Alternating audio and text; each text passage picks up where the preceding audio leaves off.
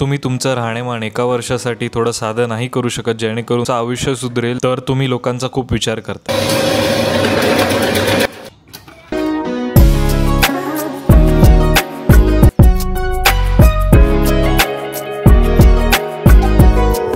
तर तुम्ही विचार करत असाल की सकाळी 7:30 वाजता हा कुठे चाललाय, तर तो माझा मित्र आहे सर्वेश, तो शेफ आहे आणि आम्ही सकाळी 7:30 वाजता चाललोय।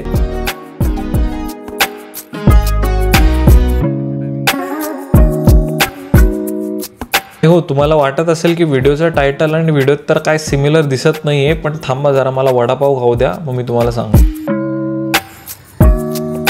टाइम किती झालाय? टाइम झाले 7:58। बघा गर्दी।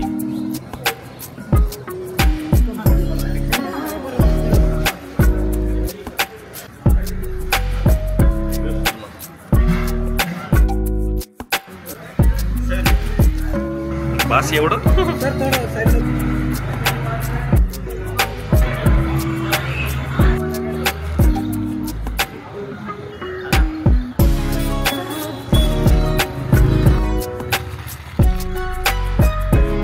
हो, 8:30 वाजता वडापाव, ते पण गार्डनचा।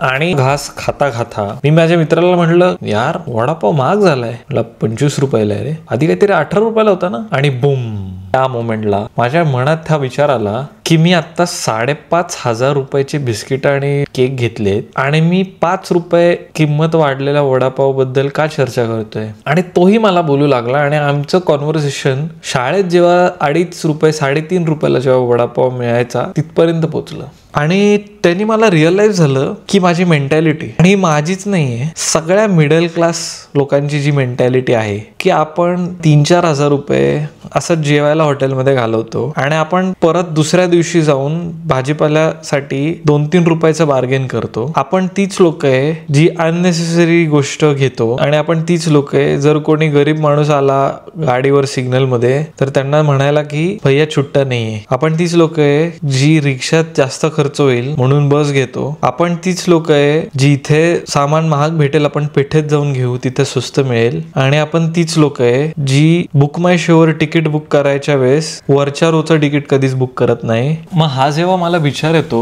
तर तो विचार चुकतोय का माझा? म्हणजे आपण मिडल क्लास मेंटॅलिटी ही मीम आहे का? म्हणजे लोक गंमत करायचं किंवा आपल्याला मिडल क्लास असायचं कमीपणा वाटायची गरज आहे का? म्हणजे मिडल क्लास हे आता वाईट का किंवा कोणाला कमी लेखण्याच्या दृष्टिकोनाने का शब्द वापरला जातो? पण तोच मिडल क्लास सगळ्यात जास्त टॅक्स भरतो, तोच मिडल क्लास ज्याच्या सगळ्यात जास्त सेव्हिंग आहे आणि तोच मिडल क्लास ज्याची may be gold holding capacity सोनं सगळ्यात जास्त असतं। आता मिडल क्लास होणे लाजेची गोष्ट आहे का?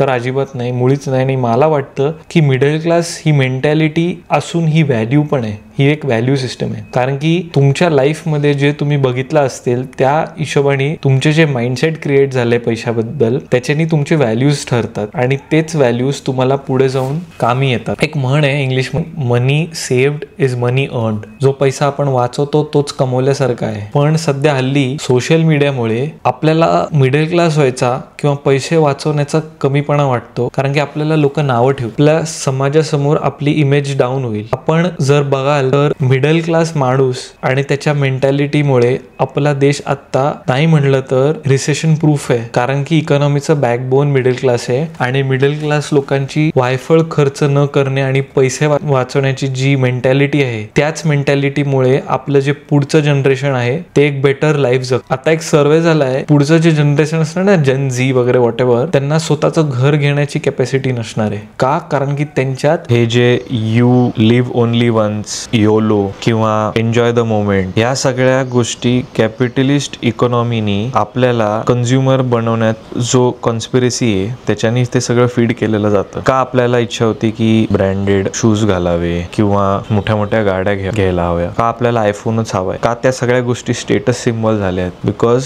त्या तुमच्या माइंडमध्ये तुम्हाला कंझ्युमर बनवलंय आणि फीड केलं जातं, जेणेकरून आपल्याला वाटतं की ह्या सगळ्या गोष्टी घेतल्या तर आपल्या मिडल क्लास स्टेटसला आपण लपू शकतो आणि तेच त्या लोकांना हवंय. म्हणून आपल्याला क्रेडिट कार्ड्स विकले जातात कंटिन्यूस. तुम्हाला सारख्या ऍड्स दाखवून अनावश्यक वस्तू विकत घेण्यासाठी भाग पाडलं जाते. विचार करा. तर म्हणून मजा करूया, ऐश करूया, पैसे खर्च करूया, एन्जॉय करूया, या सगळ्या गोष्टीला पण एक टाइम आहे आणि त्या टाइमच्या इक्विव्हॅलंट त्याची मनीची व्हॅल्यू आहे. आणि ही कॅपिटलिस्ट इकॉनॉमी तुम्हाला ते करून नाही देणार. सतत तुम्हाला सोशल मीडियावर तसं बंबार्डिंग केलं जाणार, जेणेकरून तुम्ही जे आहात त्याच्यात तुम्हाला कंटिन्युअस एक कमीपणा वाटणार. तर म्हणून मिडल क्लास हे एक व्हॅल्यू सिस्टम आहे ज्याच्यानी तुम्ही सेव्हिंग्स शिकता. या सेव्हिंग्स तुम्हाला ऐन इमर्जन्सीमध्ये कामा येऊ शकतात. तसंच आत्ता वेस्टर्न कल्चरमध्ये आहे की त्यांच्या सेव्हिंग झिरो असतात, त्यांची सगळी इकॉनॉमी क्रेडिट कार्डवर चालते आणि तिकडे लिटरली 18व्या वयानंतर मुलांना जॉब्स करायला लागतात बिकॉज ॲज इट इज त्यांच्या पेरेंट्सनी ते सेव्ह नाही केलेलं. तर ही सेम